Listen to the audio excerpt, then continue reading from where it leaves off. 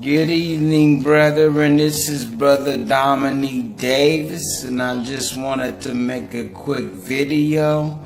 And the point of this video is, obviously there's a controversy out there of Jesus Christ's true identity. You know, the Orthodox Trinity teaches that, the Father, the Son, and the Holy Ghost, these three are distinct, separate persons who are not each other.